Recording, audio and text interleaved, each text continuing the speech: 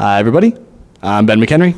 I'm Cameo Cross. And we're going to talk to you guys about our Novice Intermediate Competitors Workshop on Friday. Again, kind of our general take is that anything that's going to help you in competition is also going to help your social dancing and vice versa. With that said, we watched you guys for a couple of minutes, and the biggest thing that stuck out, it wasn't that you guys were off time, but it was understanding a lot of the nuances that go into timing and also articulating your rhythms as clearly as possible. So we talked about a few different things that relate to timing. First was, again, just kind of articulating those rhythms. So we went through each individual rhythm, starting with hold or 0 weight changes. So we playfully counted you guys in and said, stay there, 5, 6, 7, 8, 1, 2, and you all nailed it, right? So that'd be no weight changes. Next up would be 1 weight change. We could either step, touch, step, hold. So 1, 2, 1, 2, or we could go 1, 2, 1, 2, 1, 2, 1, 2, just changing whether we're stepping on the downbeat or the upbeat.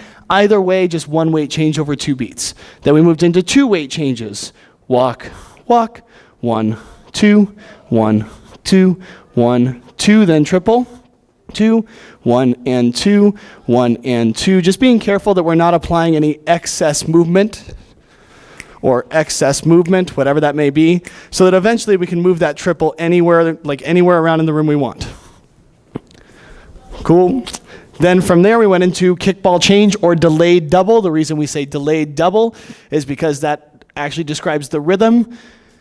Kick, ball, change describes the specific movement, but that is a form of delayed double. So any form of hold and step. So 1, 2, 1, 2, 1, 2. You can start to change up how you hold on that, whether that's back, whether that's a knee, could be anything, a swivel.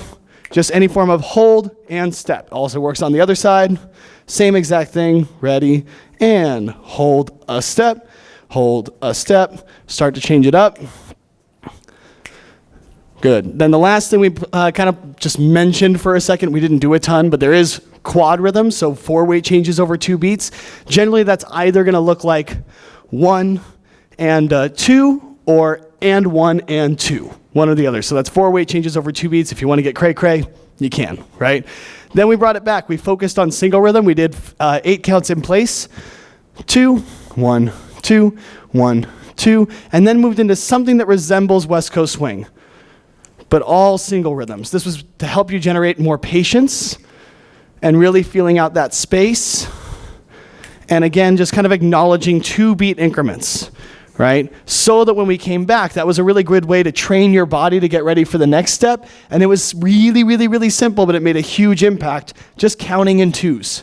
So when we count to 6 or we count to 8, right, the full length of the pattern, our brain tends to create a destination, 2, 3, and 4, 5, and 6. And then same thing, 2, 3, and 4, 5, and 6. And it can be a challenge to try to find space within that to try to create or do anything different.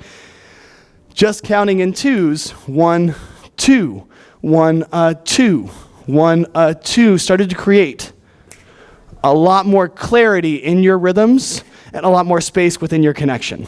Then we moved into, we talked a lot of things about timing. Then we moved into talking about front half, back half, which basically just means a beat is a space and time. It is not a singular point.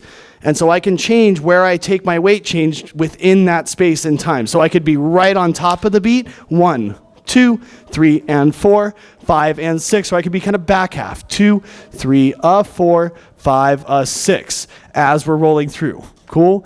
The last thing we talked about is understanding swung rhythm, and we kind of just touched on this at the last minute. The biggest thing is just understanding that swing is not... It did not originate as a dance term. It was a musician's term first. And essentially when they swing a beat or they swing the rhythm, they're just delaying and drawing emphasis into the upbeat. So they produce what's called a swing pocket, right? That swing pocket could be anywhere, but generally it's going to be towards that upbeat further and further. And what that does, when we swing our triple, it means that we're not taking our and directly in between or directly at half. So that would look like 1 and 2, 1 and 2, 1 and 2. When we swing our triple, we're trying to delay and create that emphasis into the upbeat. 1 and 2, 1, 2, 1, 2, 1, 2, and understanding that every song is going to be different. It's not always going to be blues that swings. It's not always going to be contemporary that doesn't, right? It's kind of all over the place. And also that swing pocket is going to move depending on the song as well. Cool? Again, Ben, Cameo. you can find us at BameoWCS.com. You can find our event Swingtacular at DanceGeekProductions.com. Thanks, guys. Hope to see you soon.